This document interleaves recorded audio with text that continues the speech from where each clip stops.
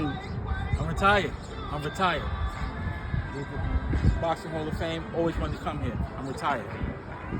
Next up, We've got Elliot from New York. thank you. Mr. Bernstein, absolute pleasure to be here with you. Your ability to be able to distribute the sport is absolutely legendary. I go back and I watch some of the old fights constantly, and as great as the action is, what stands out in my mind a lot of times is your commentating of those fights. Thank you for doing that. But I have a question for you. In terms of your research, you talked earlier about you guys do hours and hours of research, and one of the skills that you have is absolutely genius, is your ability to be able to bring the backstory into the fight. Talk to me a little bit about how do you pick those pieces? You say you got 3 hours worth, but you obviously you can't put all 3 hours worth. Right. Yeah, it's a great question. If you have information, you're going to be over-papered and over-information if you're doing it the right way.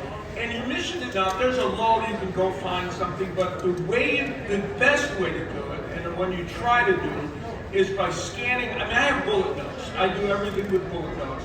And I have maybe 20 bullet notes for every fighter sitting there. And some of them are designed for a certain moment. So and I have them written on there, middle of the fight, blah, blah, blah, if something happens. And then you scan down, you find that bullet note, and now that's the time to say it during the fight. So you're very perceptive to even, to kind of be aware of that. We were talking about music earlier, and my wife used to always say, people in the audience sometimes, even if they're not knowledgeable about the intricacies of music, something's making them uncomfortable, and they don't know why.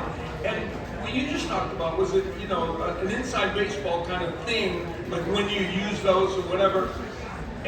But even if somebody doesn't think it through the way you did, it's still making them uncomfortable if somebody just jams in a bunch of stuff at a time when nobody wants to hear that.